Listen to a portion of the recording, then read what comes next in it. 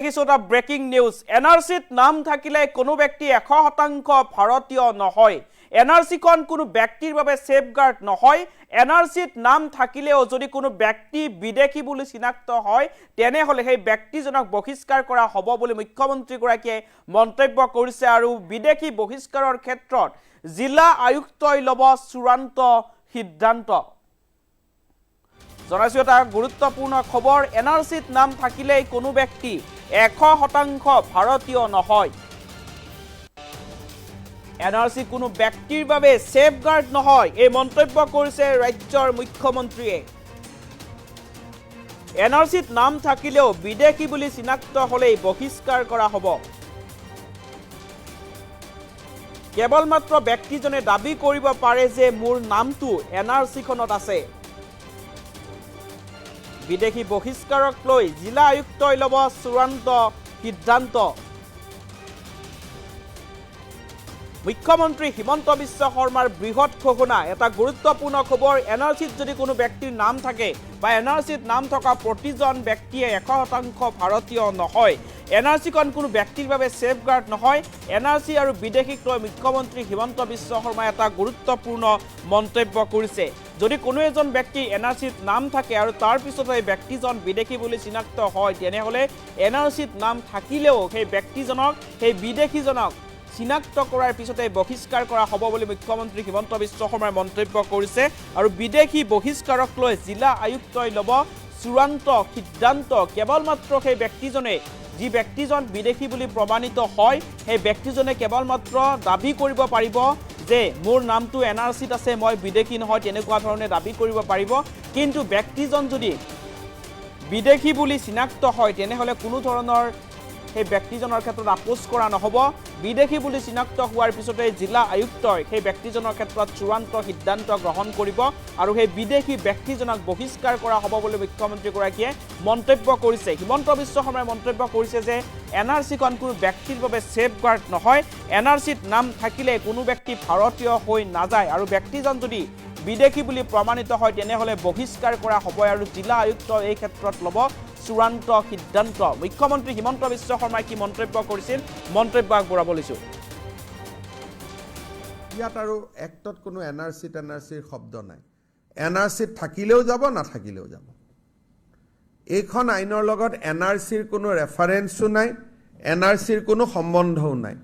আৰু উচ্চতম ন্যায়ালয়ে ইতিমধ্যে কৈছে এনআৰসিত নাম থাকিলেও নাথাকিলেও বিদেশীয়ে যদি বিদেশী বুলি প্ৰুভ হয় তেওঁ যাব লাগিব সুপ্ৰিম কোৰ্টে কেইদিনমান আগত আৰু এটা জাজমেণ্ট দিছে যে এনআৰসিত নাম থকা মানেই তেওঁ স্বদেশী নহয় মেবি তেওঁৰ ক্লেইম এটা হ'ব মোৰ এনআৰসিত নাম আছে কিন্তু গভৰ্ণমেণ্টে যদি প্ৰুভ কৰিব পাৰে যে তেওঁৰ এনআৰসিত নাম থাকিলেও এওঁ বিদেশী এনআৰসিত নাম সোমোৱাটোৱে ভুল আছিল বেলেগ বাপেকৰ নাম নিজৰ বাপেক বুলি কৈছিলে তেতিয়া সুপ্ৰিম কোৰ্টে আৰু এটা জাজমেণ্ট কেইদিনমান আগতে দিছে যে এনআৰসিখন তেওঁৰ সেফগাৰ্ড নহয় এনআৰসিত নাম থকা মানেই তেওঁ 100% ভাৰতীয় নুবুজায় এইটো আৰু এটা বেলেগ এটা জাজমেণ্ট কিন্তু এইখন এক্টত এনআৰসি চোৱা নোচোৱা কোনো কথা নাই ডিচিয়ে যি সিদ্ধান্ত ল'ব সেইটোৱে ফাইনেল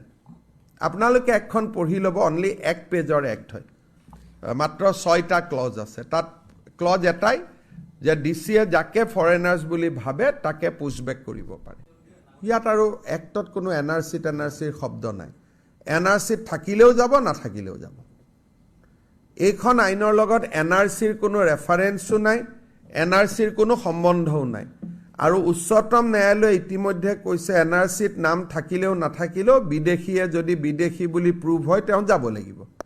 সুপ্ৰিম কোৰ্টে কেইদিনমান আগত আৰু এটা জাজমেণ্ট দিছে যে এনআৰসিত নাম থকা মানেই তেওঁ স্বদেশী নহয় মেবি তেওঁৰ ক্লেইম এটা হ'ব মোৰ এনআৰসিত নাম আছে কিন্তু গভৰ্ণমেণ্টে যদি প্ৰুভ কৰিব পাৰে যে তেওঁৰ এনআৰসিত নাম থাকিলেও এওঁ বিদেশী এনআৰসিত নাম সোমোৱাটোৱে ভুল আছিল বেলেগ বাপেকৰ নাম নিজৰ বাপেক বুলি কৈছিলে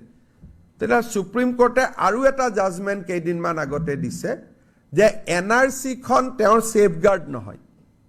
এনআৰসিত নাম থকা মানেই তেওঁ 100% ভাৰতীয় নুবুজায় এইটো আৰু এটা বেলেগ এটা জাজমেণ্ট কিন্তু এইখন এক্টত এনআৰসি চোৱা নোচোৱা কোনো কথা নাই ডিচিয়ে যি সিদ্ধান্ত ল'ব সেইটোৱে ফাইনেল আপোনালোকে এখন পঢ়ি ল'ব, অনলি 1 পেজৰ এক্ট হয়, মাত্ৰ 6টা ক্লজ আছে। তাত ক্লজ এটাই যে ডিচিয়ে যাকে ফৰেনাৰ্ছ বুলি ভাবে তাকে পুছবেক কৰিব পাৰে। ইয়াত আৰু এক্টত কোনো এনআৰচিৰ শব্দ নাই। এনআৰচিত থাকিলেও যাব, নাথাকিলেও যাব। এইখন আইনৰ লগত এনআৰচিৰ কোনো ৰেফাৰেঞ্চো নাই, এনআৰচিৰ কোনো সম্বন্ধও নাই। আৰু উচ্চতম ন্যায়ালয়ে ইতিমধ্যে কৈছে এনআৰচিত নাম থাকিলেও নাথাকিলেও বিদেশীয়ে যদি বিদেশী বুলি প্ৰুভ হয় তেওঁ যাব লাগিব। সুপ্ৰিম কোৰ্টে কেইদিনমান আগত আৰু এটা জাজমেণ্ট দিছে যে এনআৰচিত নাম থকা মানেই তেওঁ স্বদেশী নহয়। মেবি তেওঁৰ ক্লেইম এটা হ'ব মোৰ এনআৰচিত নাম আছে, কিন্তু গভৰ্ণমেণ্টে যদি প্ৰুভ কৰিব পাৰে যে তেওঁৰ এনআৰচিত নাম থাকিলেও এওঁ বিদেশী, এনআৰচিত নাম সোমোৱাটোৱে ভুল আছিল, বেলেগ বাপেকৰ নাম নিজৰ বাপেক বুলি কৈছিলে, তেতিয়া সুপ্ৰিম কোৰ্টে আৰু এটা জাজমেণ্ট কেইদিনমান আগতে দিছে যে এনআৰচিখন তেওঁৰ ছেফগাৰ্ড নহয়। এনআৰচিত নাম থকা মানেই তেওঁ 100% ভাৰতীয় নুবুজায়। এইটো আৰু এটা বেলেগ এটা জাজমেণ্ট। কিন্তু এইখন এক্টত এনআৰচি চোৱা নোচোৱা কোনো কথা নাই, ডিচিয়ে যি সিদ্ধান্ত ল'ব সেইটোৱে ফাইনেল। আপোনালোকে এখন পঢ়ি ল'ব, অনলি 1 পেজৰ এক্ট হয়,